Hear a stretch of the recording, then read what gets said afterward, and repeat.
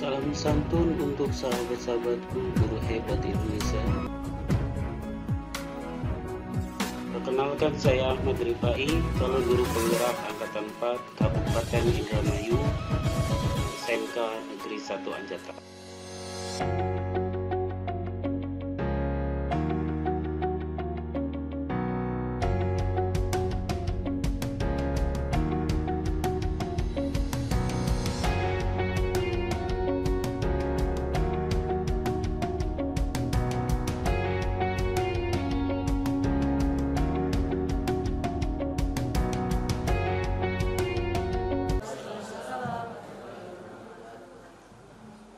Terima kasih atas kehadiran Bapak dan Ibu memenuhi undangan yang sudah kami sampaikan. Puji syukur kehadirat Allah Subhanahu wa Ta'ala karena pada hari ini kita masih diberikan kesehatan sehingga masih bisa bertatap muka dan berkumpul di ruang RPDM ini. Kegiatan hari ini adalah kegiatan yang disponsori oleh guru penggerak yang akan membagikan ilmunya untuk kemajuan kita bersama. Bertindak sebagai moderator pada hari ini, saya akan membacakan susunan acaranya. Susunan acara yang pertama adalah menyanyikan lagu Indonesia Raya. Kemudian yang kedua, sambutan kepala sekolah. Yang ketiga, sambutan dari guru pendamping praktek guru penggerak. Yang keempat, sesi berbagi. Kemudian yang kelima, forum tanya jawab. Dan yang keenam, sesi berbagi karya inovatif. Kemudian yang ketujuh, doa. Dan yang terakhir, isoma. Baik, untuk memulai acara pada hari ini, marilah kita bersama-sama membaca basmalah. Bismillahirrahmanirrahim. Acara selanjutnya adalah menyanyikan lagu Indonesia Raya yang akan dipandu oleh yang terhormat Ibu Fenty yang bertindak sebagai dirijen. Waktu dan tempat dipersilakan.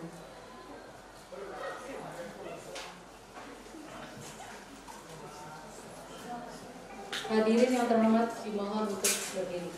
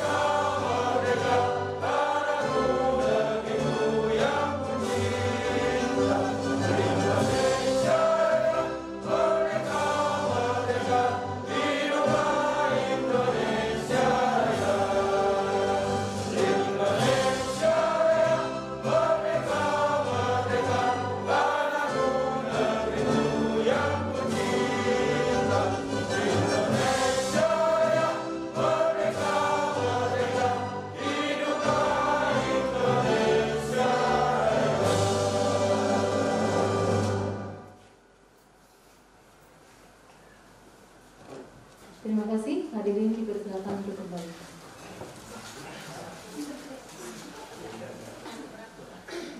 Acara selanjutnya itu sambutan dari Bapak Kepala Sekolah yang dalam hal ini akan diwakili oleh yang terhormat Bapak Badrudin SAG. Waktu dan tempat dipersilakan.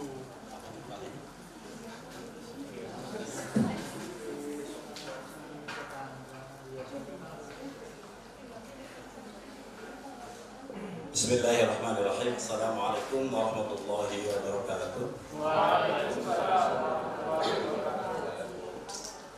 Ini ada bentuk yel-yel salam guru penggerak kan? Kalau ada kayak misalkan SMK kan, SMK bisa, SMK bisa. Nah ini salam guru penggerak kan? Salam guru penggerak, salam atau gimana ya? Barangkali usulan barangkali.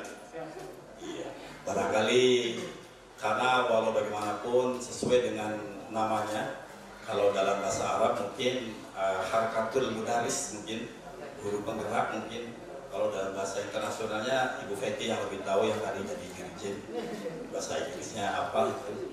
Yang jelas tadi secara selentingan di perpustakaan ngobrol bahwa ya guru itu sudah bergerak, hanya yang dimaksud dengan guru penggerak kali ini tuh yang seperti apa nanti kita simak bersama dalam acara. Sepintas saya baca di keremangan penglihatan saya itu seminar itu seperti apa, dan saya selaku yang ditunjuk untuk mewakili Bapak Kepala SMK Sudrajatan yang kebetulan masih dalam perjalanan, tidak bisa banyak berkata, Pak Beni Marjanto. Saya ucapkan selamat datang saja kepada Pak Beni selaku pendamping dari kegiatan, kalau dalam bentuk kegiatan dari guru penggerak Kabupaten Indramayu gelombang atau apa namanya? Yang 4 itu, kelompok 4. Oh, angkatan 4. Kalau bawa semua di sini angkatan 45 gitu. Pak Beni, saya ini kenapa ditunjuk jadi mewakili kepala sekolah itu karena di DUK saya urutan keempat yang paling tua, Pak. Yang lainnya pada muda-muda. Jadi Pak Ahmad sendiri kalau misalkan saya umur 12 tahun dan menikah, mungkin dia anak saya. Karena selisih dengan saya hampir 13 tahun. Jadi boleh dikatakan saya sudah jadi kakek. Mohon maaf Pak Judi, saya lebih tua ya. Barangkali selamat datang Pak Beni, inilah SMK Sudrajatan, tempat di mana Pak Ahmad Rifai SPD TMPD selaku calon guru penggerak atau sudah resmi jadi guru penggerak? Oh, iya, CGP, calon guru penggerak di SMK Sudrajatan, yang konon kabar baiknya dari guru penggerak nanti adalah pimpinan-pimpinan di SMK itu diambil dari guru penggerak nantinya. Begitu Pak Beni ya? Oh ya. Dan Pak Beni sudah jadi kepala sekolah? Oh belum. Ya, Pak Ahmad tolong nanti jangan mendahului Pak Beni ya. Pak Beni dulu sebagai pendamping guru penggerak. Nah nanti baru Pak Ahmad, nantinya seuladan kalau misalnya mendahului. Dan semoga dengan seminar ini kita lebih tahu tentang guru penggerak itu bagaimana. Yang jelas dengan guru penggerak, insya Allah sektor pendidikan Indonesia semakin maju menuju semboyan Indonesia, yaitu Indonesia Jaya. Semoga benar Jaya ini mewakili dari Baldatun Thayyibatun Warubun Wafur insya Allah, sehingga masyarakat Indonesia menjadi masyarakat yang bukan hanya melek pengetahuan tetapi juga melek teknologi, bahkan mungkin ya harus memelototi teknologi, larak diri teknologi dan sebagainya. Jangan seperti saya, eranya era waktu pertama kali ngajar bikin sampelnya tulis tangan, harus tulis tangan, nggak boleh diketik, harus tulis tangan dan harus update. Artinya malam dibuat, pagi dipakai, nggak boleh 1 semester, apalagi 1 tahun nggak boleh. Itu tahun 1996, 1997 ya harus begitu, malam dibuat, paginya diajarkan Pak ini. Jadi kalau misalnya iya satpel dulu zamannya begitu, gak ada rapper, makanya satpel, satuan pelajaran. Barangkali itu saja yang bisa saya berikan dalam sambutan selaku Kepala SMK Sudrajatan mewakili Pak Taufik Rahmanuddin SPD MN. Sekali lagi selamat datang kepada Pak Beni, dan sekali lagi terima kasih kepada Bapak Ibu guru yang ikut menimba ilmu ini ya, ilmu tentang guru penggerak. Semuanya calon pemimpin dan bahkan semuanya sudah terlahir sebagai pemimpin. Bukan hanya sebagai pemimpin tetapi juga born winner, lahir sebagai pemenang. Bukankah konon katanya kita itu kan sudah bertanding dengan bermiliar-miliar calon kan itu katanya. Yang masuk Bu Nuni atau itu keluar sebagai pemenang. Kita semua sebagai pemenang. Insya Allah seperti itu. Arif juga pemenang, memenangkan hati Bu Nuni. Barangkali itu Pak. Pak, mohon maaf ketika saya banyak guyon Pak, karena memang ya wa'anahu al-haka wa'aka katanya dalam Quran begitu, bahwa Allah SWT menciptakan kita hidup ini untuk al-haka wa'aka, tertawa dan bersedih, jangan bersedih aja, nikmati hidup ini, tanda kita bersyukur. Terima kasih, semangat senantiasa. Menjadi guru penggerak adalah suatu terobosannya luar biasa, apalagi tadi akan dapat oleh-oleh dari Pak Ahmad Rifai SPDT NPD berupa template atau apa namanya, mari kita nikmati nanti hasil oleh-olehnya. Terima kasih, kurang lebihnya mohon maaf, ikuti dengan baik. Apapun perlu kemarin pengetahuan ada sebuah perubahan menuju perbaikan ke depan. Assalamualaikum warahmatullahi wabarakatuh. Waalaikumsalam warahmatullahi wabarakatuh. Kepada yang terhormat Pak Beni Narjayanto, waktu dan tempat dipersilakan.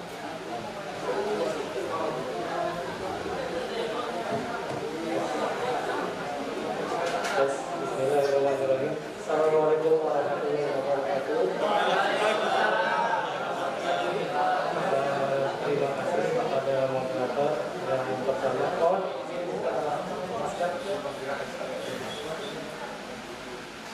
Terima kasih moderator atas waktu yang disediakannya, dan yang terhormat Bapak Kepala Sekolah diwakili oleh Pak Badrudin dan Pak Ahmad Rifai selaku calon guru penggerak.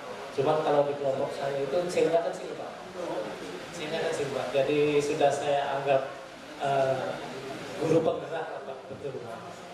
Itu dan rekan-rekan dari SMK dan mungkin dari SMK lainnya yang mengikuti diseminasi atau yang sisi pengimbasan dalam rangka aksi nyata mungkin mengenai pembelajaran guru penggerak itu.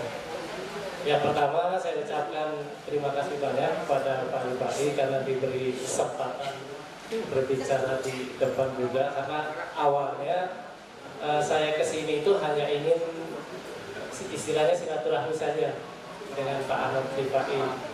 Karena di sini saya kebetulan selaku pendamping atau pengajar praktik dari guru penggerak yang sedang diikuti oleh Pak Ahmad Rifai. Kalau saya ceritakan tentang guru penggerak, waktunya mungkin panjang Pak. Nanti kasihan Pak Rifai-nya. Jadi saya ceritakan sedikit saja.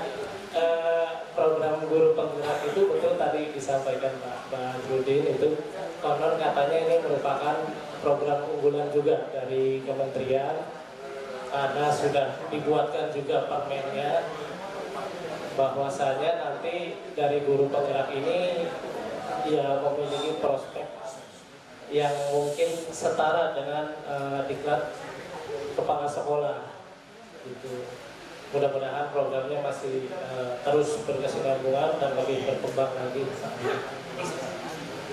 Untuk menjadi guru penggerak sebenarnya tidak terlalu sulit, semuanya bisa, hanya mungkin kesempatannya saja yang susah, karena tidak setiap angkatan kota kita ini, Indramayu ini bisa terdaftar menjadi guru penggerak. Jadi kemarin saja kita di angkatan ke-4, kemudian ke depannya ke-5, ke-6 itu tidak ada, kemungkinan di 7, 8 juga itu juga belum ditentukan Pak kuotanya. Tapi nanti setiap tahunnya ada, dan sebenarnya banyak, setiap angkatan itu bisa 2.000 sampai 4.000 guru penggerak. Kebetulan yang angkatan 4 ini kalau nggak salah ada 100, ya Pak ya, ada 120-an kalau nggak salah. Dan pendamping prakteknya itu ada 12. Oh ya, perkenalkan lebih dahulu, saya Beni dari SMK Negeri 1 Arahan. Kebetulan di sini juga ada teman kuliah saya Pak Ahmad Rifai juga, sama namanya Pak. Iya Pak P. Itu satu angkatan Pak dengan saya Pak. Kalau Pak P mah rajin, saya agak rajin. Ya itu. Ya tadi tugas saya di sini yaitu melihat Pak Rifai untuk melakukan desimulasi. Kemudian yang kedua tadi mengenai guru penggerak. Yang kedua, harapan kami dari pendamping praktik itu Pak Rifai bisa melalui proses yang dibilang sangat panjang. waktunya itu 9 bulan untuk menjadi dari CGP menjadi GP, calon guru penggerak menjadi guru penggerak. Dan betul Pak, nanti yang Pak Ripa ini bakal nyusul saya Pak, karena yang prospeknya menjadi kepala sekolah itu yang GP-nya, guru penggeraknya, betul, bukan pendampingnya. Betul Pak. Jadi ya benar, berarti kalau yang namanya murid itu harus ngalahin gurunya. Dan sebenarnya saya juga bukan gurunya Pak Ahmad Ripai, ya Pak ya. Di grup itu saya cuma ngasih coaching saja, ngasih apa ya, hanya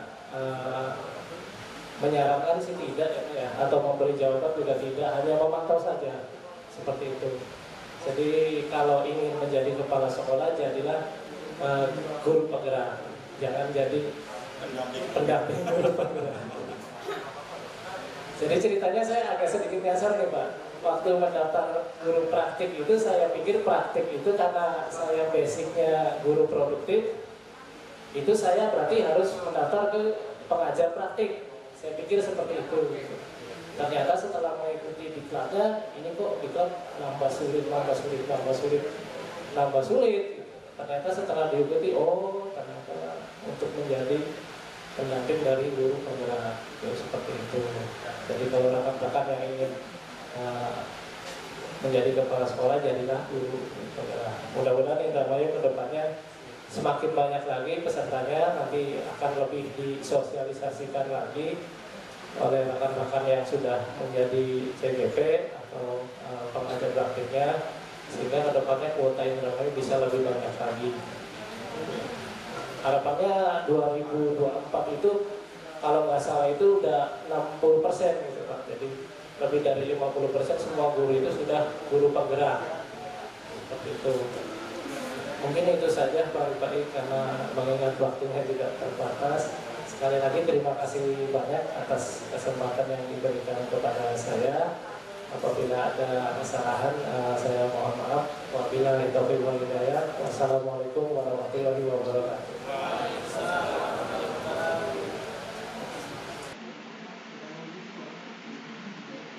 Assalamualaikum warahmatullahi wabarakatuh. Innalhamdalillah nahmaduhu wa nasta'inu wa nastaghfiruh wa na'udzu billahi min syururi anfusina may yahdihillahu fala mudilla lahu wa may yudlil fala hadiya lahu. Asyhadu an la ilaha illallah wa asyhadu anna Muhammadar Rasulullah. Allahumma shalli ala sayyidina Muhammad. Puji syukur kehadirat Allah Subhanahu wa taala kami panjatkan atas berkenannya, atas ridhonya kita bisa berkumpul dalam acara diseminasi pengimbasan pendidikan guru penggerak atas nama saya pribadi Ahmad Ripai, khususnya di modul 1. Sekali lagi semoga apa yang akan di-sharingkan bermanfaat buat pribadi teman-teman sekalian, juga bisa berimbas pada kemajuan sekolah kita. Sekali lagi, tanpa bermaksud menggurui, hanya niat sharing pemahaman saja yang didapat selama mengikuti pendidikan guru penggerak angkatan 4 ini, yang saya masih butuh banyak belajar lagi dan terus memperbaiki diri. Sekali lagi teman-teman, semoga apa yang saya sampaikan ini bermanfaat. Mohon open minded. Kalaupun sudah ada paradigma atau teori atau konsep yang sudah ada pada teman-teman dan bertolak belakang dengan atau masih kurang menyatu, kurang linear dengan apa yang disampaikan, itu semata-mata kekurangan saya. Pada prinsipnya apa yang saya sampaikan itu insya Allah baik untuk kita semua. Teman-teman, dalam guru penggerak kami sudah 3 bulan ini sudah mencapai modul 1. Modul 1 itu terdiri dari 4 modul, teman-teman. Kalau disampaikan insya Allah 2 hari nggak akan selesai.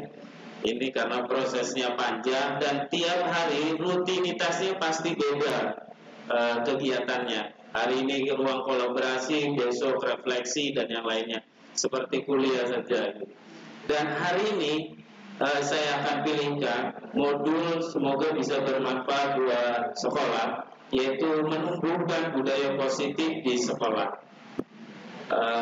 Untuk yang 1, 2, dan 3 itu bisa Bapak akses, nanti akan saya bagikan filenya, materinya, berikut tugasnya saya boleh diakses. Jadi supaya berbaginya tidak setengah-setengah. Barangkali Bapak Ibu nanti mengikuti program guru penggerak, silakan akses portofolio saya nanti. Dan untuk hari ini saya akan fokuskan bagaimana menanamkan budaya positif di sekolah. Semoga berkenan. Catatan penting ini karena supaya jangan mind mapping saja, apa sih yang sebenarnya dipelajari modul 1 itu banyak sekali yang saya dapatkan. Terima kasih sebelumnya saya ucapkan terima kasih pada satu kepala sekolah yang merekomendasikan saya. Proses seleksinya sendiri sudah hampir 2 bulan. Dan satu lagi Pak Siswanto, ada hadir Pak Siswanto, itu yang merekomendasi saya. Tepuk tangan buat Pak Siswanto. Ini sharing pertama saya di modul 1 dan alhamdulillah saya banyak berkah, kenal orang-orang hebat se-Kabupaten Indramayu minimal. Kemudian kedua, materi yang disampaikan alhamdulillah sangat bermanfaat. Ini modul 1. Kemudian modul 2 lebih ke nilai dan peran guru penggerak. Kemudian ketiga itu tentang visi guru penggerak. Sebagai informasi, visi guru penggerak saya telah berkontribusi untuk sekolah ini. Akhir Desember saya diperintahkan Bapak Kepala Sekolah untuk koordinasi tentang visi SMK Negeri 1 Anjatan yang baru. Insya Allah saya sudah merampungkan lama Pak. Sudah saya share ke kepala sekolah, hanya butuh effort untuk tindak lanjutnya. Mangga, itu sesuai kebijakan tim Bambang Sekolah. Apa yang saya dapat dari guru penggerak sudah dimasukkan semua. Saya sudah konsep visi SMK Negeri 1 Anjatan. Semoga itu bisa jadi kado saya untuk sekolah ini. Kemudian belajar juga tentang teori Bagja, inquiry apresiatif dengan pendekatan Bagja. Ini sangat menarik. Apa sih Bagja? Tidak akan saya sampaikan di sini, hanya mapping saja. Kemudian bagaimana mengelaborasi dari 3 modul menjadi 1 modul, yaitu budaya positif. Mohon perhatian teman-teman, kalau tergerak, semua pasti sudah tergerak. Menjadi guru pun sudah jadi tergerak. Mungkin ada yang ikhlas karena Allah, panggilan hati atau yang lainnya, itulah sudah tergerak. Bergeraknya terus memperbaiki diri dengan ikut melaksanakan bimbingan, ikut kegiatan ini. Menggerakkan, mudah-mudahan dari sharing ini ada terbesit inspirasi oleh teman-teman apa yang akan bisa didapat dari sharing kali ini. Kemudian yang tidak kalah pentingnya teman-teman, sekolah itu akan bergerak tidak oleh Ahmad Rifai seorang, tapi butuh kolaborasi. Karena apa? Percayalah, potensi-potensi kalau disatukan dalam satu visi akan bisa menggerakkan. Baik, teman-teman, mohon perhatikan. Ini ada refleksi dari saya. Dari 3 modul sebelumnya, nilai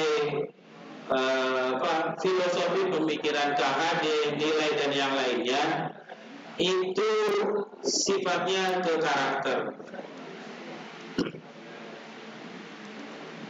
Ada pertanyaan kritis, saya hanya mengajak refleksi saja Bapak Ibu.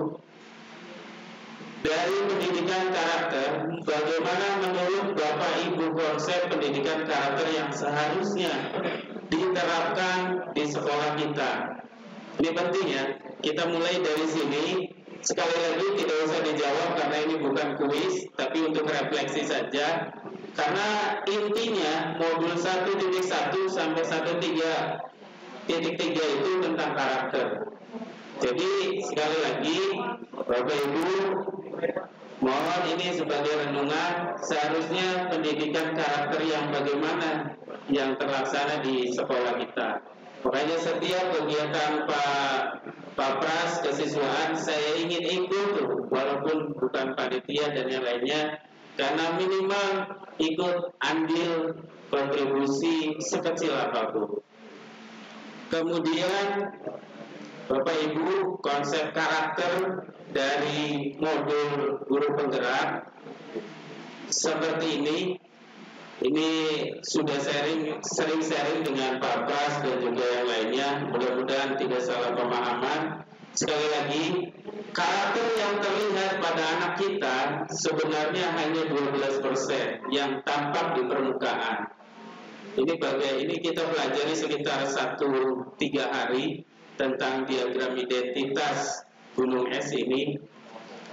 Karakter yang terlihat itu hanya 12%, Bapak Ibu. Tapi yang di bawah alam sadar pada anak didik kita, yang 88%-nya itu yang perlu digali dan tidak terlihat. Bagaimana itu soft skill, pola pikir, kepercayaan dan nilai-nilai itu tidak terlihat. Itu sebagai identitas siswa.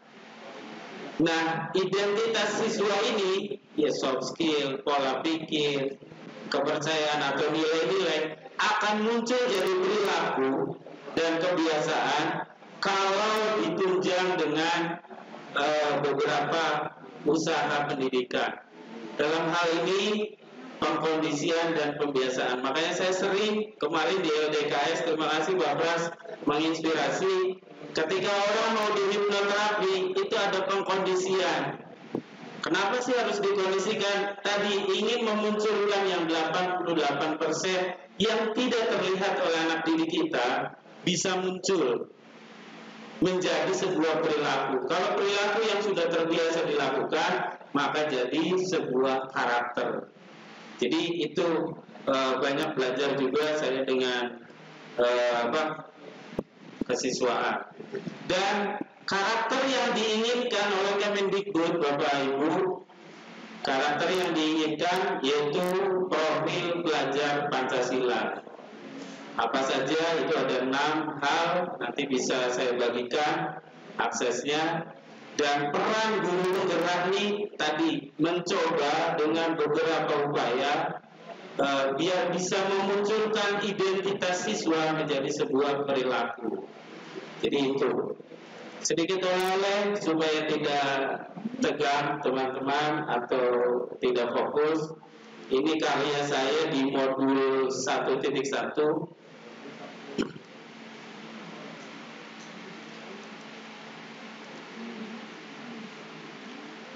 Tentang refleksi filosofi pemikiran KHD. Semoga berkenan ya biar ini bahwa kita tadi kata Pak Bat ada yel-yel atau yang lainnya. Biasa di guru penggerak itu ada satu cover lagu karya saya sendiri tentang profil pelajar Pancasila.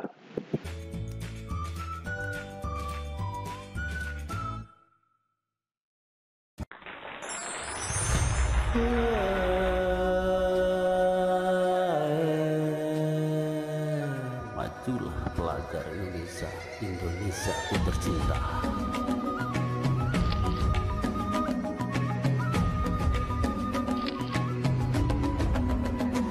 Bangun dan bukalah matamu, saatnya meraih mimpimu. Arahkan pandangan ke depan, Tuhan kan menuntunmu. Sadarilah masa berganti, tantangan kan kita hadapi. Bergandeng tangan untuk negeri, era kita menanti berseri.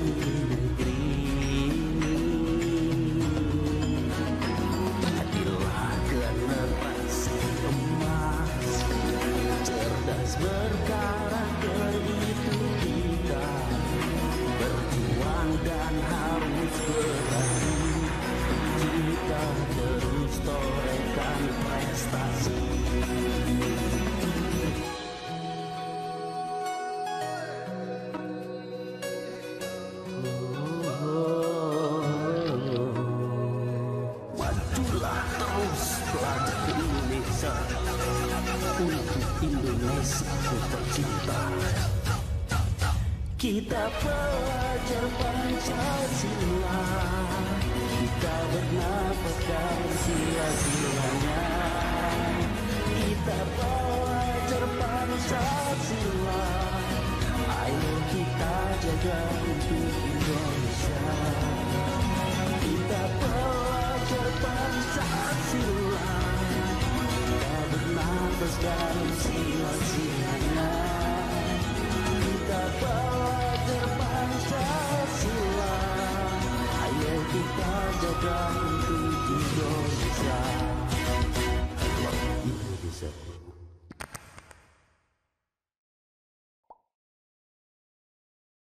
Pertanyaan restitusi, mohon open-minded teman-teman. Apapun yang saya sampaikan, terima. Kalaupun ada pembanding dari teori yang sudah Bapak Ibu pahami, minimal jadi pembanding literasi saja. Karena pengalaman kami di guru penggerak, banyak teori yang masuk, yang sudah dimiliki, ketika masuk teori guru penggerak, itu nolak, Pak. Itu apa-apaan, seolah kayak ngawang-ngawang gitu.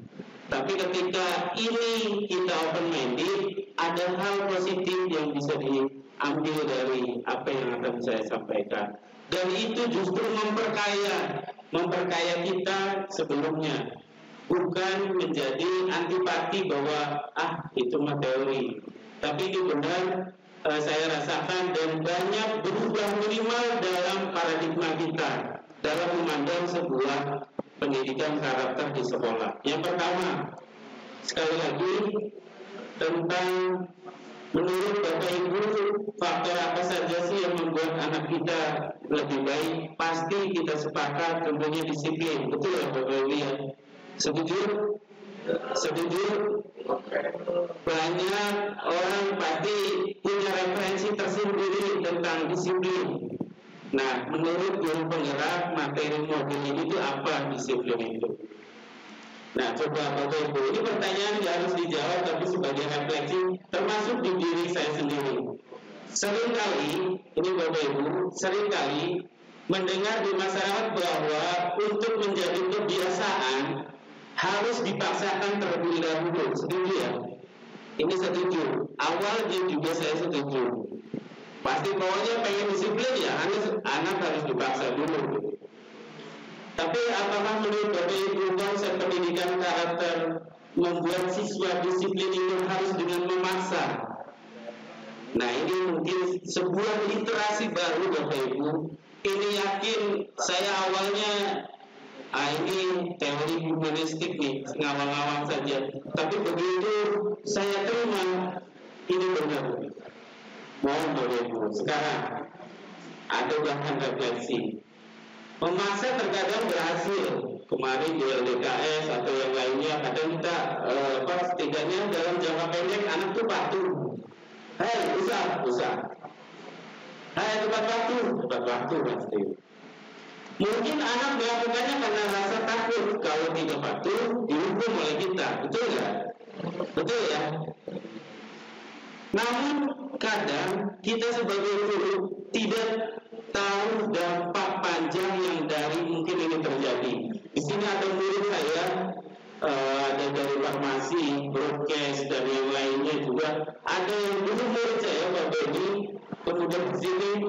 Jadi saya secara pribadi mohon maaf, sebelum paham teori ini, justru ini antipati dari kebalikan dari ini.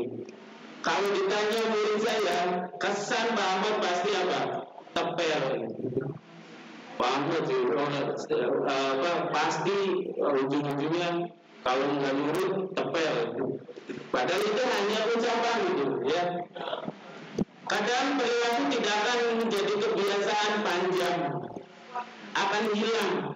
Justru yang diingat oleh teman-teman itu tepelnya Pak. Ini yang sekarang murid saya, sekarang jadi partner saya, pasti ingatnya tepel. Waktu itu saya bangga dengan bangganya anak murid saya murid. Benar ya Pak ya? Kadang mungkin teman-teman prakteknya lain. Kadang ada yang nunjuk, ada yang verbal, Itu padahal konsep pendidikan kita menurut Ki Hajar, kita harus menuju merdeka itu merdeka belajar. Merdeka itu artinya, mau dipahami, ini tidak satupun saya hilangkan asli modul dari guru penggerak. Merdeka itu artinya tidak hanya terlepas dari perintah. Kalau saya perintah pasti nurut anak. Nurutnya karena takut atau apa? Akan tetapi juga cakap buat memerintah sendiri, itu yang penting. Tapi kadang lucunya, murid-murid saya yang tadi terinspirasi tebal tadi, saya terinspirasi pengen jadi guru. Kamu kan apoteker kok jadi guru. Kamu kan orang broadcast kok jadi guru. Ya pokoknya terinspirasi aja Pak, nggak tahu. Ini unik gitu ya. Dan sebenarnya pertanyaannya, apakah kita cenderung memaksa murid untuk patuh mengerjakan sesuatu? Mungkin iya. Sama yang saya lakukan sebelum mengenal ini. Kemudian apakah ada cara lain untuk mereka murid bisa senang, tetapi tetap dihargai dalam mengerjakan sesuatu? Ini kalau konsepnya Pak Prasman sekolah ramah anak di Bogor saya banyak diskusi banyak dengan Pak Pras dan saya dapat ilmu dia sekarang, maaf kalau telat memperbaiki dirinya, tapi setidaknya tahu literasinya. Baik teman-teman, ini dari modulnya. Itulah yang disebut teori stimulus respon dan teori kontrol. Kita bisa kalau menurut stimulus respon yang kita pahami awal kita ngajarin tadi Pak Ahmad Topel, langsung lah anak jadi ini, itu stimulus respon. Kita mencoba mengubah anak didik kita tuh berpandangan sama dengan kita. Ayo, kalau kamu nurut sama bapak, kamu pasti sukses. Padahal yang membuat sukses mereka tuh bukan bapak. Sekali lagi karena atau Maria atau yang lainnya, yang buat sukses kalian itu bukan bapak, tapi apa? Kalian sendiri. Itulah yang bisa bapak gunakan, yaitu harusnya teori kontrol. Ini dipelajari. Kenapa? Kita berusaha memahami ini yang dimau anak didik kita. Bukan mereka jadi guru karena saya, bukan. Hanya terinspirasi oleh saya mungkin, tapi hakikatnya dia jadi guru apa? Karena dia bisa punya motivasi itu. Itu yang saya dapatkan. Nah ini tolong pahami bahwa teman-teman, ada 5 ilusi yang sering kita lakukan. Ini sangat kena bagi saya, tapi karena tidak, sekali lagi tolong open minded. Apapun teori yang sudah ada di benak Bapak Ibu, terima. Kalaupun bertentangan, jadikan pembantu literasi saja. Tapi nanti kalau ada hal yang baik, ambil. Itu harapan saya. Ada 4 paradigma yang sering kita lakukan. Pertama, bahwa kita sadar yang kita pahami kita tuh bisa mengontrol murid. 1. Kemudian yang kedua, kita bisa mengkritik dan membuat orang merasa bersalah, dapat menguatkan karakter. Ini sering saya diskusi dengan Pak Pras atau yang lainnya. Salah sebenarnya konsep ini, nanti akan terbuka di slide berikutnya. Kemudian penguatan positif itu kadang efektif dan bermanfaat. Saya tuh sering motivasi ke anak-anak didik. Itulah yang merubah anak didik saya sukses. Motivasi, padahal isinya ceramah dan cerita-cerita masa lalu. Dan terakhir, kadang orang dewasa, kita sebagai guru orang dewasa bisa memaksa anak didiknya. Padahal nanti jawabannya ada. Bagaimana seharusnya disiplin positif, Pak ya? Karena kita sepakat bahwa yang dinamakan kita ini merubah sekolah ini yang diawali dengan disiplin positif. Harusnya 3 hal, Bapak Ibu, ini mudah-mudahan jadi inspirasi buat teman-teman dan kebijakan sekolah juga, ngajak murid melakukan sesuatu itu yang bermakna dan membuat mereka senang. Ini penting. Kadang mereka rajin, disiplin, tapi mereka tertekan. Memang kelihatannya rubah gitu, Pak. Waktu itu rubah gitu. Tapi setelah keluar dari sini, kita bisa lihat ada alumni yang lebih parah gitu ya. Ada yang mungkin kayak seolah terlepas, saya bebas dari segala-galanya, ada yang begitu. Kenapa tadi? Mereka melakukan disiplinnya tidak senang. Kemudian membantu murid itu menemukan inspirasinya tadi yang saya katakan. Kemudian ini yang paling ini membuka ruang dialog dengan murid. Ini ilmunya Pak Pras sangat saya pelajari, dan juga tim dari BK, ada tim dari BK, ada hadir, ada yang dari guru BK, ada Mbak Rela. Terima kasih, ini sering saya lakukan. Nanti ada kegiatan yang saya banyak belajar dari guru BK. Ini teorinya dan nanti implementasinya nanti saya ceritakan. Ini disiplin teorinya, nanti saya share ininya saja. Bahwa disiplin itu harus ditumbuhkan dari motivasi. Motivasi yang apa? Bapak Ibu, harusnya motivasi dari diri, yaitu motivasi internal. Motivasi bukan eksternal, bukan menghindari hukuman, no. Saya takutlah dulu Pak Arif, saya sering diskusi dengan Pak Arif, keren pendidikan LDS ini, alumni dari pendidikan dasar kepemimpinan Kopassus, langsung saya sering banyak diskusi. Tapi itu masih motivasi eksternal menurut modul ini ya, boleh diterima dan model pengaruhnya ada pasti. Orang kalau kamu nggak patuh dihukum. Kemudian untuk mendapat imbalan kadang ada guru yang loyal gitu ya, ayo nang rajin saya kasih uang, ayo nang rajin nilainya saya naikkan gitu. Tapi itu masih motivasi eksternal. Yang harapkan di modul ini yaitu menghargai sendiri, menjadi insan yang harapan itulah internal. Saya karena butuh, pengen disiplin itu karena butuh. Itu karena mereka kebutuhan dasar manusia ini pasti orang termotivasi itu karena ada kebutuhan. Nah ini kebutuhan dasar manusia itu ada penguasaan, kebebasan, dan kesenangan, dan cinta kasih. Kadang gini lah, saya baru tahu ini kebetulan ada kasus di anak 2 tahun yang lalu dan guru BK. Tidak semua anak yang melanggar masalah itu atau melanggar peraturan itu karena tidak tercukupi kebutuhannya di sekolah. Kadang mereka tidak tercukupi kebutuhannya di rumah dan dibawa ke sekolah. Itu ada contoh. Dia tuh anaknya caper, pengen cari perhatian, pengen diperhatikan, di rumahnya nggak dapat, di sininya pengen dapat. Akhirnya apa? Dia sok jaya dengan teman-temannya. Dan itu butuh pengetahuan.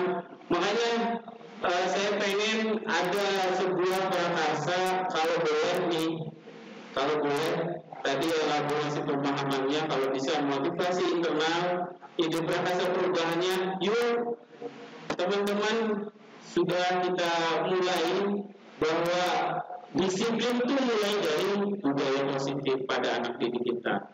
Dan kalau bisa komunikasi sinergis dengan teman-teman yang lain. Nah sekarang ini Pak, coba perhatikan pertanyaan berikutnya. Ini pokoknya kalau muncul slide seperti ini, kita refleksi bareng ya. Saya hanya mengajak refleksi saja, tidak harus dijawab sekarang, minimal buat jadi perhatian. Bagaimana memunculkan motivasi biar datangnya dari diri anak itu. Kemudian tanpa harus memaksa, bagaimana anak itu bisa disiplin. Nah ini nih Bapak Ibu, ada hukuman, pasti kalau pelaksanaan itu tuh ada hukuman dan konsekuensi. Kita belajar sekitar 1 satu hari tentang teori perbedaan hukum dan konsekuensi. Kalau kita memaksa itu berarti hukuman. Tapi kalau konsekuensi, stimulus atau tanam, artinya gini, Bapak Ibu, kalau kalian disiplinkan anak, itu datangnya harus konsekuensi. Kalau konsekuensi itu ada komunikasi dulu dengan teman. Nih, kalau kamu nggak belajar, nggak ngerjain PR, kita sepakati apa nanti yang dirasakan oleh kamu. Oh, tidak dapat nilai atau itu konsekuensi. Kemudian, kalau awas nih, kalau kamu nggak ngerjain tugas, berarti kamu tidak dapat nilai. Dan saya sering melakukan yang bagian hukuman. Mudah-mudahan yang benar adalah konsekuensi yang benar. Kemudian anak belajar mematuhi aturan, bukan menyembunyikan kesalahan. Ini penting. Nih, pertanyaan selanjutnya berikutnya. Kalau implementasi disiplin positif yang bagaimana? Apakah perlu adanya hukuman dalam menerapkannya? Yuk kita berdiskusi. Coba Bapak Ibu semuanya. Ini ada beberapa contoh. Mungkin ada yang sering dilakukan oleh Bapak Ibu. Mana hukuman, mana konsekuensi. Coba. Kita umpamanya ada anak yang terlambat, suruh mencatat 100 kali. Ada yang sering melakukan ini? Ada, alhamdulillah. Ini tuh hukuman atau konsekuensi? Hukuman ya. Mudah-mudahan benar. Lari mengelilingi lapangan. Ini ada sering. Siapa nih? Guru ingat ya. Ini hukuman atau konsekuensi. Ingat, kalau kita berbakunya teori kontrol, harus datanya konsekuensi, bukan hukuman. Sama bentuknya mungkin, tapi ini lari mengelilingi lapangan itu termasuk hukuman atau konsekuensi? Hukuman. Memperhatikan bahwa ada anak-anak kita yang mencoret-coret kertas atau kerjaan temannya. Kata gurunya, kamu harus gantikan kertas tugas teman yang telah dicoret-coret. Itu hukuman atau konsekuensi? Alhamdulillah. Rupanya paradigma teman-teman bahkan lebih hebat daripada saya. Terima kasih. Ini hanya sharing saja ya teman-teman. Membersihkan tumpahan air di meja tulis karena tersenggol pada saat belajar. Konsekuensi atau hukuman? Kita lihat nanti ya. Kemudian murid disuruh untuk mengenakan sepatu seharian di sekolah karena tidak mengenakan sepatu hitam. Sering dipikir ya. Hukuman atau konsekuensi? Hukuman ya. Kemudian, nah ini nih yang saya sering sama Pak Arif nih. Lari mengelilingi lapangan basket 2 kali karena terlambat 10 menit untuk pelajaran PJLK. Untuk pelajaran PJLK, hukuman atau konsekuensi? Konsekuensi. Kenapa konsekuensi? Karena memang ada KD atau tujuan dari mapel, ada mapel dari PJLK. Jadi bedanya pasangan dan hukuman dan konsekuensi itu, kalau konsekuensi pada apa? Ada nilai dan tujuan yang sama-sama tahu antara murid dan juga kita. Kalau hukuman lebih cenderungnya apa? Dia satu arah dari atas ke bawah. Kamu pokoknya lari, Pak. Apa hubungannya nggak pakai seragam dengan lari? Ini bukannya lari kamu. Itu yang sering saya lakukan. Tapi ternyata kalau ini Pak Arif minta ya boleh, itu namanya konsekuensinya. Kamu pelajarannya dulu.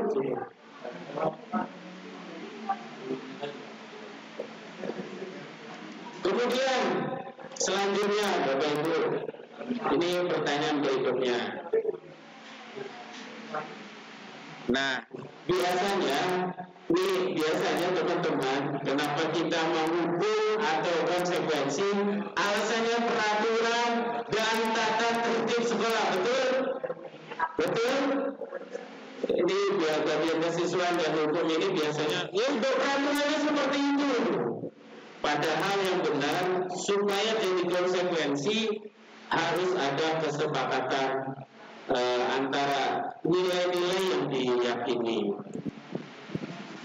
Jadi itu, nah ini contoh antara kesepakatan kelas dan peraturan. Ini kita pelajari, bahkan ada tugas tersendiri Bapak Ibu. Contoh, tata tertib menjaga kebersihan sekolah. Udah pasti itu Pak. Tapi sifatnya apa? Ngatur. Tapi yang paling ini kami murid sangat mencintai lingkungan. Makanya saya berterima kasih kepada Bapak. Tiap sholat itu sering atau menjelang pulang sering komunikasikan ke siswa. Ayo sebelum pulang atau Pak Ayudi kadang bersihkan kelasnya.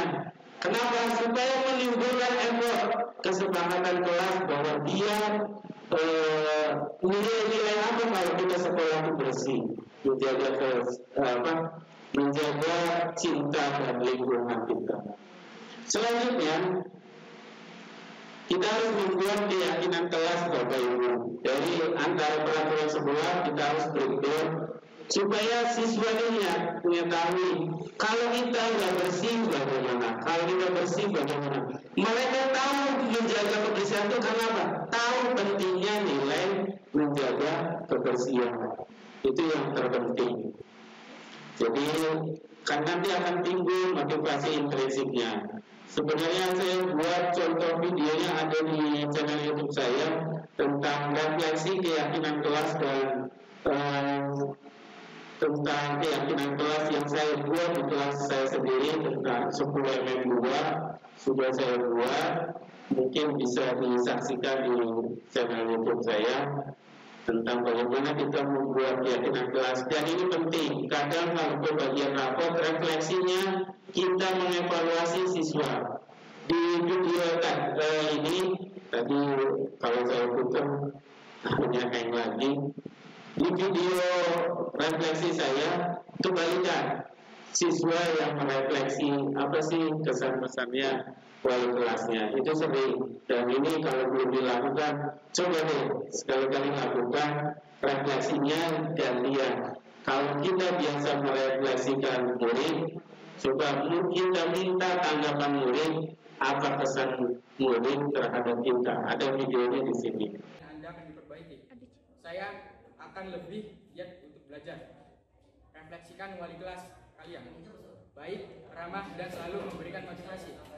Terus impian wali kelas, sering ngumpul sama murid. Lebih rajin mengerjakan tugas dan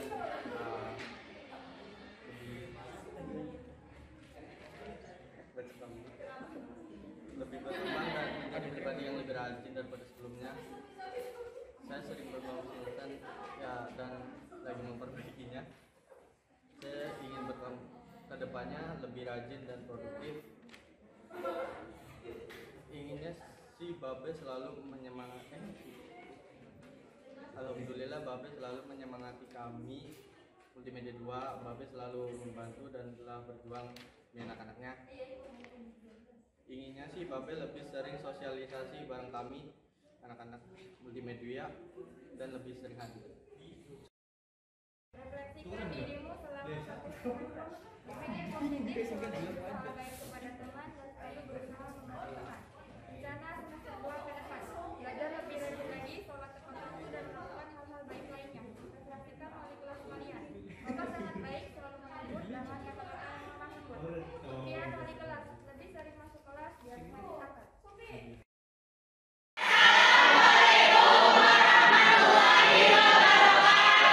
Kami dari Sekolah Multimedia 2 ingin menyampaikan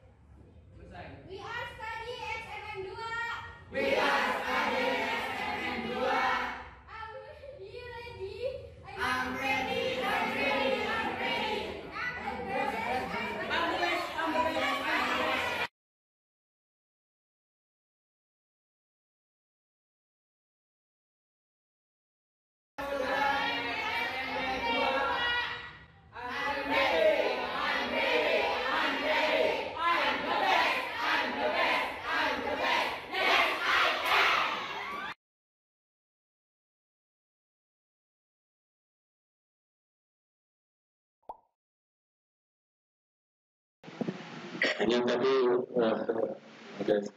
jadi sekarang sudah jelas ya, silakan kalau punya itu buat keyakinan kelas masing-masing supaya antara murid dengan kita tuh melakukan sesuatu itu karena tahu kita tuh butuh itu. Bahasa sederhananya itu. Kalau bahasa nilai-nilai yang lain mah hanya agak susah. Makanya sekarang saya agak rewel di kelas itu. Saya dua hal. Pertama, jangan bawa makanan ke kelas. Kenapa? Karena kesepakatannya gini. Ada yang jamin ya anak-anak, kalau kalian tidak lupa membuang sampah ke tempatnya. Mereka tidak ada yang jamin. Yuk kita buat kesepakatan. Jadi kayak gitu teknisnya Pak. Ada yang jamin enggak? Jamin. Baik, kamu jangan bawa makanan ke kelas. Itu aturan Pak. Tapi kalau keyakinan kelas beda, prosesnya beda. Sedikit sama kontennya, tapi beda prosesnya. Kalau keyakinan kelas gini, kita balik. Kalau dampaknya kita bawa makanan ke kelas itu apa? Satu, anak-anak kalau makanannya belum habis, kata Bapak, itu jarang. Makanan itu kita simpan, kemudian nanti kalau setelah selesai pelajaran, sisa makanannya itu dibuang ke sampah. Gak ada. Yang ada apa? Masuk ke laci. Itu yang ada. Makanya belum sebelum membuat keyakinan, buat saya cuma pertanyakan ini. Makanya banyak nanya Pak, guru itu sebenarnya banyak nanya. Ayo anak-anak, ada yang jamin nggak sisa makanan ini nyampe ke tong sampahnya? Gak ada. Oke, kalau begitu kita jangan bawa masuk makanan ini. Sepakat itulah keyakinan Tuhan. Sama aturannya, gak boleh bawa makan. Cuma bahasa gak boleh itu lebih bahasanya memaksa. Tapi kalau tadi keyakinan Tuhan, kalau saya sadar, kalau saya butuh jangan bawa makanan begitu. Kemudian yang kedua, ini terima kasih Pak Bas dan tim kesiswaan kemarin LDKS. Saya sangat tersenyum. Anak-anak itu kalau ditanya pasti satu jawaban, satu komando. Itu saya senang. Anak-anak siap. Tapi hanya di lapangan dan LDKS. Makanya kesempatan kedua, nah bagaimana mengikuti LDKS? Senang Pak. Apa dapat belajar banyak? Percuma kalau tidak dibawa ke kelas. Lebih percuma Pak. Kalau ditanya Pak Arif, jawabannya ya, siap, sedia, itu keren. Tapi kalau di kelas yang membuat guru kalian pintar, nah besok buat kalian, ya itu siapa LDKS yang dibawa ke kelas? Makanya saya cuma sekarang lagi keyakinan kelasnya cuma dua. Bawa nilai-nilai LDKS ke kelas, kemudian dua, makanan jangan dibawa ke ini. Nanti kalau itu terbentuk semua, maka keyakinan kelas itu jadi lingkungan yang positif dan jadi budaya positif. Itu yang saya harapkan. Kemudian ini nih jawabannya Bapak Ibu. Tadi mengontrol murid tidak ada, kita bisa mengontrol murid. Aslinya sejatinya yang mengontrol murid itu murid sendiri. Dia mau berubah atau tidak, itu murid dia sendiri. Adapun ada masukan atau tidak, itu stimulus respon kita. Menurut kita, kalau masih percaya stimulus respon, itu kelihatannya berubah. Tapi itu tidak langsung. Yang langsung pun mereka mau berubah sendiri. Itu yang paling penting, namanya mengontrol sendiri. Kemudian yang kedua, penguatan positif. Ini sering-sering harus dilakukan. Kemudian membuat orang merasa bersalah, itu yang dilakukan lagi. Kenapa? Tidak efektif juga. Kemudian orang dewasa merasa memaksa itu tidak bisa. Kenapa mereka bisa memilih dan bisa menolak? Kemudian selanjutnya ada teori kontrol yang sebenarnya. Kalau Bapak Ibu, posisi Bapak Ibu ada di mana? Contoh, apakah kita sering menghukum ke murid? Jujur, sering menghukum murid? Berarti posisi kontrol kita ke murid itu penghukum. Biasanya muridnya memberontak atau menyalahkan orang lain. Kelihatannya masa begini mungkin saja tidak semua itu satu karakter bahwa anak disuruh pasti benar. Itu pengukur. Kalau pembuat merasa bersalah, biasanya di depan itu kelihatannya patuh, tapi aslinya membohongi. Ada sesuatu yang ditutup-tutupi. Nah, yang bagus adalah ada juga sok akrab sama murid itu kayak teman gitu. Nah, musim gitu. Aja sih, bapak isin lah mensiram langgar itu kayak teman.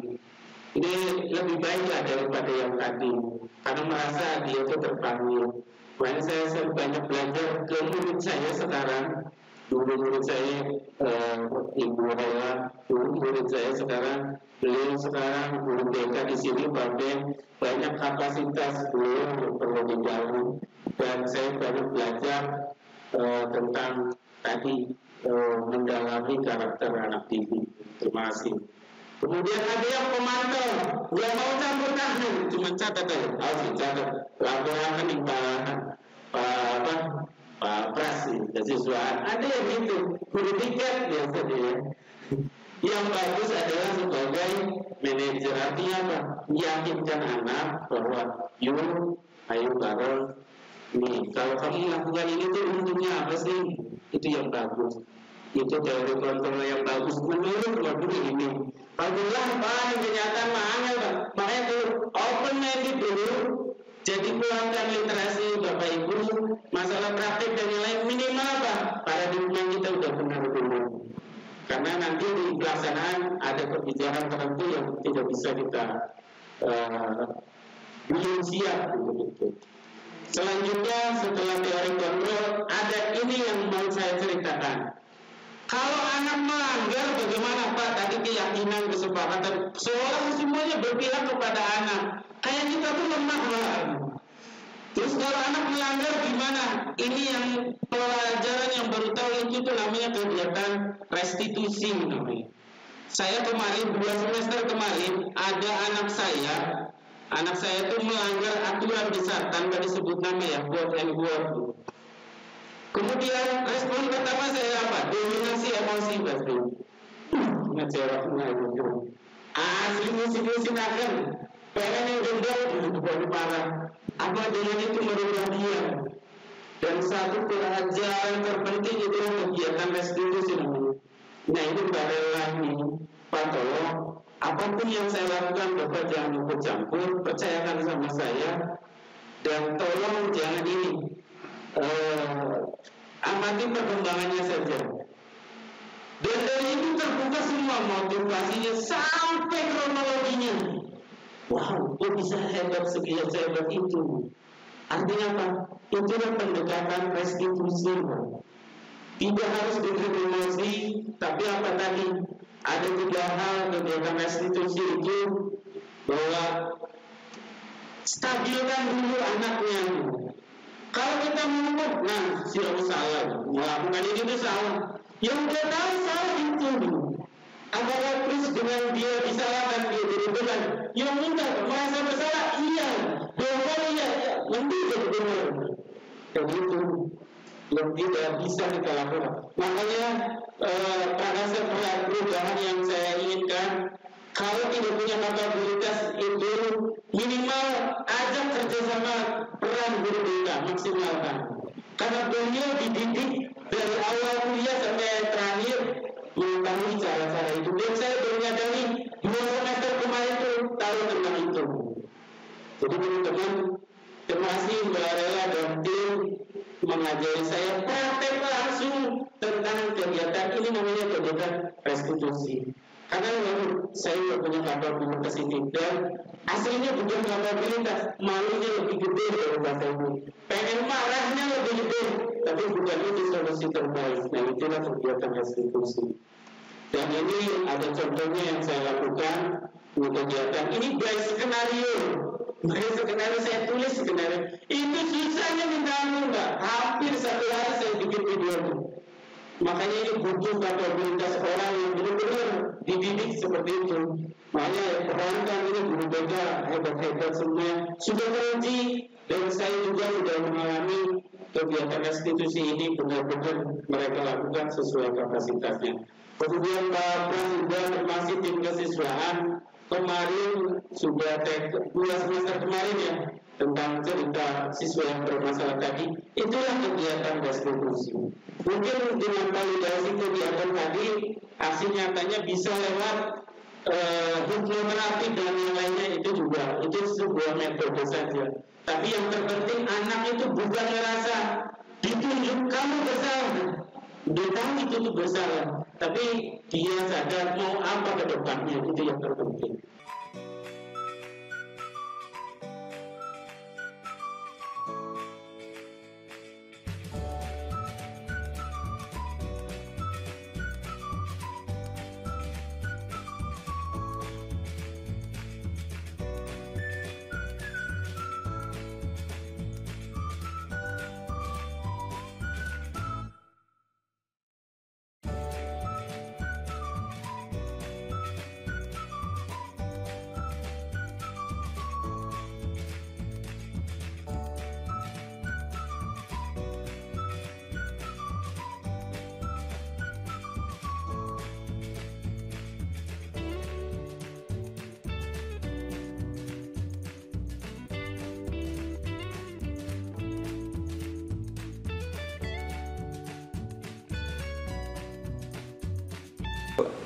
Assalamualaikum warahmatullahi wabarakatuh. Selamat pagi, Pak. Waalaikumsalam, pagi. Silakan duduk. Bagaimana kabarnya anak-anakku? Alhamdulillah baik, Pak. Terima kasih. Bagaimana lancarkah Anda Ellen dalam mengikuti kegiatan penilaian akhir semester ini? Sementara ini lancar, meskipun ada beberapa mata pelajaran yang saya belum mengikuti PAS-nya. Oh, begitu ya. Saya juga dikonfirmasi oleh panitia sekolah. Anda Ellen juga belum mengikuti PAS mapel tertentu. Mapel apa saja, Nak? Iya, Pak. Ada 3 mata pelajaran yang belum saya ikuti, Sindik, Fisika, dan Bahasa Inggris. Kalau begitu, bagaimana kalau kita lakukan kesepakatan supaya Ananda Ellen dan Bapak sama-sama yakin bahwa Ellen bisa melalui saat ini? Bagaimana, bersedia anakku? Ya, siap, bersedia. Terima kasih, Pak Ahmad. Baik, anak-anakku, nyaman dan santaikan diri, akrab, jaga suasananya. Jadi seperti apa yang Ananda inginkan supaya mengikuti kegiatan PAS dari ini dengan baik? Yang Ellen inginkan adalah bisa mengikuti PAS via daring ini dengan lancar dan hasilnya maksimal. Tapi mohon maaf Bapak, kemarin pada saat mapel fisika, sindik, dan bahasa Inggris, saya belum bisa mengikutinya dikarenakan sibuk membantu orang tua dagang ke pasar. Baik, Bapak sangat bangga akan kepatuhanmu terhadap orang tua. Alangkah lebih baiknya sudah soleh juga semakin rajin, disiplin, dan berprestasi di sekolah. Jadi harus bisa membagi waktu dan prioritas Ananda supaya semuanya bisa berjalan dengan baik. Kedepannya Ananda Ellen akan seperti apa supaya bisa mengikutinya? Baik Pak Ahmad, terima kasih. Saya siap dan yakin akan berusaha belajar lebih maksimal dan rajin lagi untuk meraih prestasi lebih baik. Baik, anak-anakku, Bapak yakin semua orang yang bisa melakukan hal yang salah atau kurang maksimal. Tapi juga kamu yakin bisa, pasti semuanya bisa. Untuk mapel yang belum diikuti PAS-nya, bagaimana, apa saja yang akan dilakukan oleh Ananda Ellen? Siap Pak Ahmad, Ellen akan berusaha maksimal dengan berkomunikasikan ke panitia PAS untuk jadwal susulan PAS mata pelajaran terkait, belajar maksimal lagi, dan siap mengikuti ulangan susulan. Baik, poinnya Ananda Ellen siap ya mengikuti ulangan susulan sesuai jadwal dan belajar lebih baik lagi. Siap Pak Ahmad, sesuai jadwal mulai besok Kamis ulangan susulan. Baik, intinya Ananda Ellen sudah yakin akan melakukan yang terbaik. Bapak akan tunggu progres kemajuannya ya. Baik Pak Ahmad, terima kasih bimbingannya. Baik, Bapak cukupkan dulu ya. Tetap semangat anakku, pintar, salam sehat dan sukses selalu. Assalamualaikum. Baik Pak. Pak, terima kasih. Waalaikumsalam. Setelah berbincang dengan wali kelas Pak Ahmad, saya merasa lega dan makin bersemangat untuk belajar lebih baik lagi dan akan mengikuti ulangan susulan PAS dengan baik dan maksimal. Terima kasih Pak Ahmad. Itu saja tentang budaya positif. Jadi muaranya gini, kenapa saya bersharing seperti ini sebagai literasi saja Bapak Ibu. Mohon apapun sekecil apapun itu tadi sudah saya ucapkan contoh-contohnya di sini sebagai elaborasi pemahaman. Ini penting. Kadang apa? Ada tahu berbeda tahu tentang kapabilitas itu, tapi jangan kita sharing. Baca jarang, sharing jarang, terus bagaimana kita nambah literasi? Pasti tindakan kita salah. Kenapa? Dominasi emosi. Mudah-mudahan dengan sharing ini bisa menambahkan budaya literasi di sekolah kita. Kemudian budaya kolaborasi, tadi penting kolaborasi, solid sekali tim kesiswaan ketika menangani siswa bermasalah, kapan harus di BK, kapan harus wali kelas dan yang lainnya. Sebenarnya di tim kita tuh udah settle ini hanya komunikasi kolaborasi itu kurang. Kemudian budaya sekolah ramah anak itu penting. Sekali lagi karena ini waktunya sudah bulan ini, saya cukupkan salam dan bahagia untuk terakhir kalinya. Baik, untuk yang terakhir yaitu bagaimana kesan dan pesan peserta mengikuti diseminasi pengembasan ini. Saya buat Google Form-nya, berikut daftar hadirnya, nama peserta, huruf mapel, email, dan kesan dan pesan mengikuti kegiatan. Bagaimana pendapatnya tentang penyajian materi, kemudian contoh-contoh, penyampaian materi, dan interaksi dengan kelompok, dan beberapa link yang kami bagikan. Ada 22 responden yang mengikutinya. Ini yang mengisi, hasilnya seperti ini.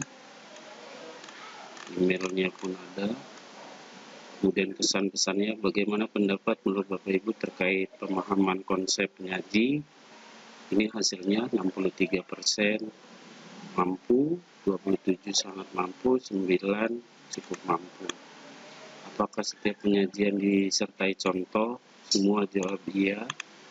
Bagaimana penyampaian materi oleh penyaji? 68% sangat siap, 31 terlihat siap. Bagaimana interaksinya? 63,6 cukup mampu, 36 saat menciptakan suasana yang nyaman sepanjang sesi. Itu saja, semoga berkenan. Terima kasih. Ada beberapa hal yang perlu saya bagikan langsung aja sebelum closing. Kenapa kenapa budaya lingkungan melalui karya inovatif untuk menumbuhkan budaya positif di sekolah. Tadi mah tentang karakter anak, sekarang ke kitanya Pak. Ke kitanya bagaimana menumbuhkan budaya ideal, inovatif, edukatif, dan profesional sesuai moto SMK Negeri 1 Anjatan. Ini faktanya Pak, mohon ini oleh-oleh. Tadi untuk materi saya cukupkan, selesai. Ini oleh-oleh dari saya, mohon dihubungi Pak. Mudah-mudahan setidaknya yang pemangku kebijakan tim pengembang sekolah bisa menginspirasi untuk menentukan kebijakan. Untuk sesi pertanyaan kayaknya kita cukupkan saja. Nanti tinggal kita diskusi di luar sini apa yang disampaikan. Tapi ini penting oleh-olehnya. Faktanya anak didik kita kurang memfokuskan diri senang akan terhadap budaya literasi. Ini fakta ya. Suruh buktinya Pak, dilihat bagus tuh bukunya baru semua Pak. Padahal itu terbitan lama. Ini kok jarang dipakai. Itu yang cetak. Yang internet kadang buru-buru ke mulutnya, ke kitanya kemarin yang di ini juga jarang. Kemudian ini yang penting nih, ini curhatan saya. Tuntutan kurikulum yang dapat yang padat terkadang ada yang menjadi beban bagi siswa. Coba perhatikan Bapak Ibu. Pernahkah kita membuat pemetaan ke siswa? Ini sudah materinya sudah. Ini tinggal ke oleh sharing juga bisa ya. Pernahkah kita memetakan kompetensi siswa, potensi siswa? Kayaknya jarang. Adanya juga tes dulu, hasil penilaian baru dipetakan. Tapi di awal jarang metaan, terutama guru produktif ya Pak. Ini penting, jarang sekali metakan. Padahal yang kita acuan itu kadang yang 5%, yang anak menonjol dan bisa mengikuti pembelajaran kita. Yang biasa saja itu 70%. Yang tidak bisa mengikuti pasti ada persenannya. Itu tuh belum kita lakukan pemetaan. Tapi perlakuan terhadap metode pembelajaran sama nggak Pak? Pasti sama ya, alokasi waktunya sama. Nah ini sebenarnya ramah anak nggak sebetulnya? Enggak sebenarnya. Loh kok nggak ramah anak? Ya sekarang contoh, saya mau menerangkan perakitan dengan simulasi. Bagi yang 5% anak nonjol pasti paham Pak. Tapi yang mereka yang mau bertanya, kemudian potensinya kurang, boro-boro Pak disimulasi pakai video yang menarik pun nggak berhasil. Tapi pas ujian nih yang ketiga, pas asesmen serpon diujinya satu-satu nggak Pak? Satu-satu itu ramah anak juga. Untuk kita terjebak teori tabula rasa. Contoh gini Pak, teori tabula rasa itu. Menganggap anak itu nggak punya modal potensi yang dibawa sebelum mengikuti pembelajaran. Buktinya apa? Dominasi termasuk saya ini kan bahan dominasi ya Pak. Bukan kalau kita merasakan berarti bagus lebih bagus. Tapi kalau ada yang merasakan yuk kita rubah apa rubahnya dengan apa. Dominasinya apa kalau kita tabula rasa? Dominasi metode ceramah yang ada di KBM kita. Gak pernah project, gak pernah studi kasus, gak pernah diskusi. Berarti apa? Kita gak percaya anak itu punya kemampuan di awal itu gak percaya. Project terus, ceramah terus, kapan projectnya? Padahal kalau kita bilang apa? Dikatakan kalau gak praktek, ya project. Betul gak? Ini untuk yang diri produktif. Gimana mau mengimplementasikan kompetensinya kalau nggak pernah praktek dan project? Dan ini yang unik lagi yang project. Unik lagi nih, kalau ada yang merasa ini nih yang dirasa saya, ini kan makanya mengajak refleksi. Ini yang project. Yang diuji coba ada 5 kompetensi: merakit, menginstal software, kemudian menginstal aplikasi, kemudian menggunakan aplikasi. Ada project nih, dari awal project sampai terakhir dia cuma tugasnya install terus. Tapi pas serkom diuji semua. Ada nggak kayak jurusan kayak gitu Pak? Kalau ada, yuk kita refleksi bareng. Ada kan? Saya sebagai kameramen, kamera terus tapi pas ujian diuji juga naskahnya. Ini adil nggak sih project kayak gitu? Padahal serkomnya diuji semua gitu. Betul ya? Ini kesempatan refleksi saya kalau ada, yaitu barang-barang refleksi. Kemudian, makanya saya mengusulkan ini ada suplemen content learning untuk mengatasi lost learning tadi. Yang berbasis eduking yang adaptif dengan teknologi dan zamannya. Itu Pak. Jadi yang tadi pegang kamera terus proyeknya dari awal sampai akhir, minimal tahu pengetahuannya dari mana. Kalau kita cuma ngandelin ceramah, mungkin potensinya kurang. Bisa lewat diwakili oleh suplemen content learning. Berupa aplikasi multimedia interaktif. Karena saya orang multimedia Pak. Penggantinya ada di eduking. Untuk itu bagaimana posisinya seperti ini Pak? Harus strateginya, harus ada sinkronisasi pemetaan kurikulum dan pemetaan kompetensi. Contoh gini Pak, ada 5 kompetensi MM, saya contohkan MM, jurusan ini saya nggak paham. Mungkin ada sesuaikan saja. BMM, saya ngajar perakitan, ada guru B ngajar sistem operasi, guru B tiga lagi ngajar sistem aplikasi. Harusnya sebelum sistem operasi itu dia tahu ngerakit dulu, tapi di kenyataan alokasi waktu apa?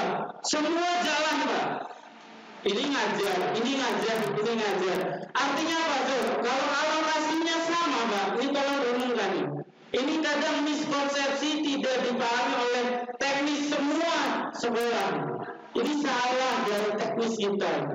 Contohnya gini, ini guru 3 guru ini ngajar bareng nih. Padahal kompetensinya secara sarkon itu berurutan.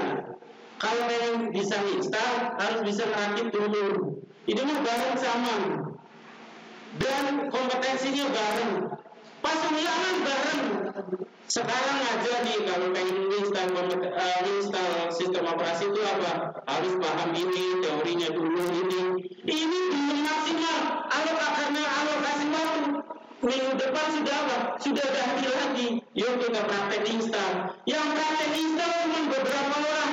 Yang diuji semuanya adil ya Pak. Adil ya. Ini keresahan saya juga, refleksi saya gitu. Kalau ini benar-benar ada pada guru Bapak, ini apa penggunaannya solusi? Mungkin yang ditawarkan saya ini solusi, tapi kalau tidak minimal bisa ini. Makanya kemarin saya belajar Pak Eka ada sistem blok yang harusnya sistem blok yang dilakukan. Anak harus kompeten dulu sistem merakit dulu, baru diganti dengan sistem operasi dan selanjutnya. Kemudian kalau sistem blok ya nanti repot di blok dan yang ini jawabannya cuma satu, terapkan dulu lesson study. Jumlahnya sama Pak, jadwalnya sama. Tapi kalau kita kolaborasi, nih minggu ini kita selesaikan rakit dulu. Yang ngajar sistem operasinya apa? Kalau lesson study kan ada guru yang ngajar, ada observer. Ini jadi observer Pak.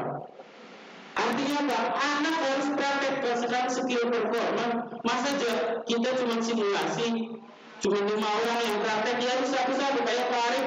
Butuh waktu tertentu kalau pengen praktek renang. Gak bisa di jam waktu tertentu. Jam 7 sampai jam 8 praktek renang. Gak mungkin praktek semua walaupun ada di kolam renang. Makanya butuh alokasi waktu tertentu. Nah ini renungan bagi saya Pak. Kalau saya diamanahkan dulu di sekolah tertentu, ini mungkin solusi dan ini pernah dilakukan di sekolah kita. Tapi kalau ini sekarang bilang bagaimana ya mangga. Ini kan refleksi saja. Sekali lagi saya mengajak refleksi. Anak itu loss learning-nya banyak Pak. Asli loss learning-nya banyak. Contoh, anak belum belajar CorelDRAW, belum belajar install, tapi sudah belajar CorelDRAW dulu, kan aneh. Anak sudah belajar ini, akhirnya setengah-setengah yang praktiknya sedikit. Gimana kalau diblokkan? Rampungkan dulu belajar logonya, baru itu ini. Guru yang nggak ngajar gimana? Ya, lesson study kan ada observernya. Mungkin itu sebagai ini. Dan kita jalankan lagi tentang peer assessment dan peer learning. Terima kasih Pak Pen. Saya banyak diskusi banyak tentang peer learning. Coba mungkin ya anak praktek itu hanya belajarnya tidak satu-satu dan anak bisa, tidak mungkin. Harus satu-satu. Nah waktunya terbatas gimana? Peer learning bisa dilakukan. Ini saya pernah diskusi banyak dengan Pak Pen. Terima kasih ilmunya. Peer learning itu apa? Yang cukup dengan saya ini kalau metode pesantren itu metode slogan. Atau kalau hafalan itu talaki Pak Ustaz ya. Gimana anak itu bisa hafal Quran kalau nggak pernah setor, itu aneh. Bener nggak? Sama aja kayak praktek. Nggak mungkin anak dites praktek satu-satu. Yang praktek luas KBM-nya itu apa? Hanya 1, 2, 5 asli. Ini praktek yang kadang kita lakukan tapi jarang kita beri. Makanya dengan SCL ini Pak, dengan SCL ini suplemen menggantikan tadi Pak. Menggantikan tadi contoh, saya belum hafal, belum bisa praktek ini, minimal dengan Ebugil tadi, tahu urutannya, kan nggak mesti di ini juga memaksimalkan itu. Untuk itu sekali lagi terakhir, Bapak, sebenarnya kenapa saya kumpulkan, kebetulan ini dari Singga nggak datang. Ini di sini ada teman satu listing saya, Pak Siswanto dan Pak Budi. Hari ini itu tepat 13 tahun saya jadi CPNS. Sekali lagi ada 13 template educate saya bagikan ke Bapak Ibu, saya sedekahkan sebagai simbolisasi saya 13 tahun jadi PNS. Mudah-mudahan disikapi dan bisa kalau PNS malah bisa jadi training point tertentu sebagai karya inovatif. Mungkin di lain waktu saya siap kolaborasi, sharing bagaimana sih pakainya educate, pakai articulate storyline Pak. Ini saya buka mungkin ini 5 menit lagi lah.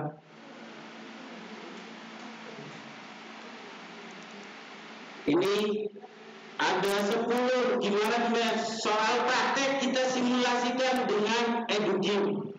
Bagaimana? Dia nggak bisa praktek di KTM-nya, Pak. Maksimalnya apa? Sistem blok kita nggak bisa gunakan. Ini yang bisa kita buat dengan educate ini. Ini persis aplikasinya kayak PowerPoint, hanya untuk membuat soalnya itu bisa direkayasa, diprogram, dan seolah anak-anak itu menikmati praktekannya. Saya buat ada 10 variasi educate. Saya sedekahkan buat SMK Negeri 1 Anjetan. Silakan amati, tiru, dan modifikasi untuk SMK Negeri 1 Anjetan. Yang mau copy silakan di copy. Yang nggak tahu softwarenya silakan belajar. Saya contohkan satu saja ya. Contoh model JRES. Ini nanti. Ini address tuh kalau kita kan dimensi asesor ya, ada task skill, kontingensi manajemen skill, kemudian job role, kemudian transfer skill, kemudian ini itu saya buat materinya berdasarkan template ini. Kalau ini kita buat semua di serempak teman-teman untuk materi kita, ketika kita nggak maksimal di KBM, bisa untuk belajar anak di makanya disebutnya suplemen content learning. Suplemen itu apa? Untuk tambahan, dan anak lebih senang karena produknya anak itu bermain. Karena ini bentuknya permainan. Kemudian kedua, ini juga pengalaman Pak. Ini semoga menginspirasi. Saya 4 tahun ikut pembatik. Awalnya 2019 tuh pengen misinya menjadi prestasi pribadi. 2019 saya cuma level 2, cuma bikin video. Nggak nyerah. 2020 saya ikut lagi sampai level 3. Level 3 tuh bikin aplikasi seperti ini Pak. Gagal lagi, nggak kepilih 30 terbaik Provinsi Jawa Barat. 2021 saya ikut lagi sampai level 3 lagi, nggak kepilih lagi. Kemudian saya bertekad, mudah-mudahan ini karya saya bermanfaat, saya bagikan. Dalam bulan dari 4 tahun ini ada 10 template yang saya buat, kemudian saya bagikan. Silakan amati, tiru, modifikasi. Mungkin ikut kegiatan pembatik Bapak Ibu tidak sempat, tapi karyanya yang mengikuti itu bisa, meskipun mungkin sederhana. Jadi ini karyanya, ini yang kemudian ini bagi tim LSP, karena saya 6 tahun jadi ketua LSP. Ada proyek LSP untuk Serkom, ini saya buat virtual educate integrated skill passport. Jadi kalau anak lulus nanti munculnya sertifikat Pak. dari edugim ini. Dan kita sertifikat itu sebagai bukti anak paham materi ini. Dan ini buat Serkom MM saya sudah buat. Nanti saya serahkan ke tim LSP, saya sedekahkan. Jadi itu yang oleh-olehnya dari materi ini. Mudah-mudahan bermanfaat sekali lagi karena ini waktunya sudah menjelang isoma. Oleh-olehnya itu ada 13 template yang saya bagikan. Kalau butuh waktu khusus untuk sharing tentang software ini, ayo kita bareng-bareng. Insya Allah 1 jam cukup Pak. Cuma kuncinya 1. Bapak siap nggak bikin tepatnya tanggal 2 Februari. Mudah-mudahan 3 syukuran ini membawa berkah. Dengan ala kadarnya mohon diterima. Sekali lagi semoga menginspirasi ke teman-teman. Apapun yang saya sampaikan, semoga bermanfaat adanya. Dan kalau ada hal-hal yang kurang berkenan, mohon maaf karena keterbatasan tadi di awal saya niatnya berbagi dan belajar. Ini Pak softwarenya, ada timelinenya. Dan nanti terakhir kalau dia lulus nanti langsung dapat sertifikat. Kalau semua guru membuat ini, KD-nya dibuat ini. Kemudian yang teori-teori nggak usah diadakan, jangan gini Pak. Saya contohnya ini Pak, ini penerapan SCL ini. Contoh 3 menit lagi ya Pak. Contohnya ini, kamera adalah nggak usah Pak. Slide yang kayak gitu nggak usah diterangin lagi di bawah KBM. Ini adalah cukup kita dengan mind mapping. Saya pernah belajar Syscomdip tentang mind mapping. Mappingnya saja gunakan SCL. Apa? Karena alokasi kita waktu kita untuk KBM itu terbatas. Bisa bayangkan, praktek kamera butuh waktu berapa? Kalau cuma diisi dengan kamera ada ini, kenapa nggak dibuat di SCL saja? Kita praktek, tapi anak di awal sudah tahu mappingnya. Ini yang terpenting Pak. Jarang orang guru produktif mengajarkan mind mapping. Saya belajar banyak tentang mind mapping dengan Bapak. Jarang. Seolah anak itu terima tabula rasa aja. Pokoknya minggu depan belajar apa, nurut guru aja. Besok apa, nurut guru aja. Padahal pas praktek apa, hanya orang-orang yang ditunjuk Bapak Ibu saja. Gimana nasibnya orang yang tadi? Ya udah langsung masuk dulu yang tadi teorinya keluarkan dengan SCL ini. Kalau dia lulus, berarti sertifikatnya keluar. Sesuai namanya di sini ada nama masing-masing. Pokoknya kalau secara teknis tidak bisa disampaikan di sini, pasti butuh waktu yang besar. Tapi alurnya seperti itu Pak. Jangan terjebak ke kita mappingkan mana yang bisa diprojekkan, mana yang dipraktikkan skill itu. Tapi tolong satu-satu prakteknya. Jangan kelewatan tapi satu-satu. Yang kedua, mappingkan anak tuh belajar ini tujuannya apa Pak? Kalau belajar kamera atau audio video, endingnya tuh apa sih? Kalau ketika tahu endingnya apa yang diperlukan, yang teori nggak usah masuk ke KBM, cukup dimappingkan, ganti dengan mungkin solusinya dengan SCL. Langsung prakteknya satu-satu dengan menggunakan programming. Artinya Pak, ada anak kesempatan menggunakan waktunya di KBM, kita praktekkan satu-satu. Mudah-mudahan itu solusi. Insya Allah di modul 2 guru penggerak metode pembelajaran berdiferensial ini akan saya matangkan. Siapapun yang mau berkolaborasi dengan saya siap. Mungkin dipakai di sekolah ini, saya siap.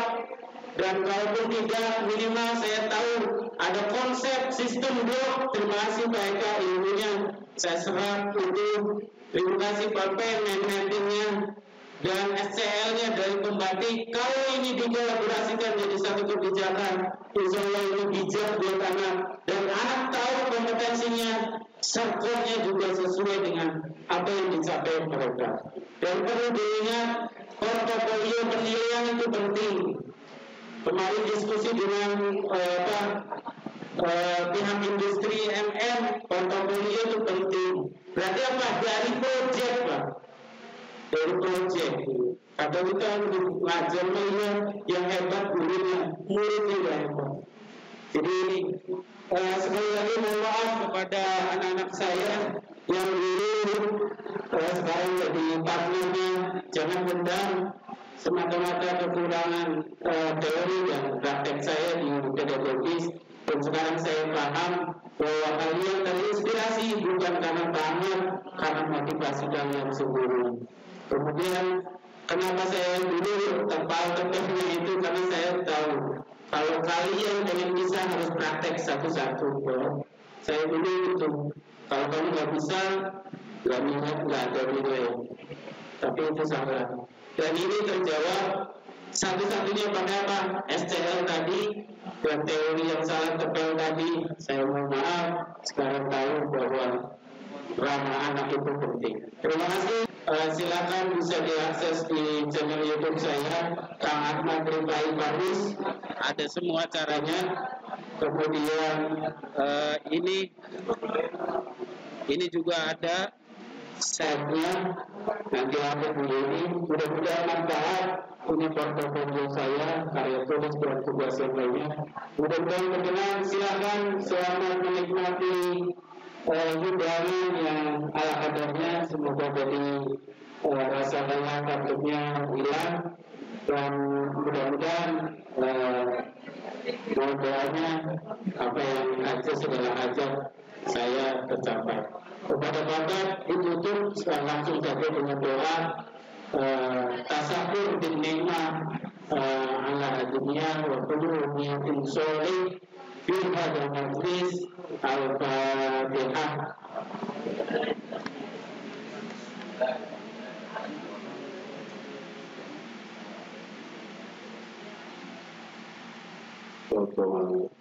Kepada Bapak mangga dipimpin doa. Terima kasih. Sekali lagi salam bahagia. Mohon maaf telah mengganggu aktivitasnya 1 jam lebih. Dari saya cukupkan. Kurang lebih. Assalamualaikum warahmatullahi wabarakatuh.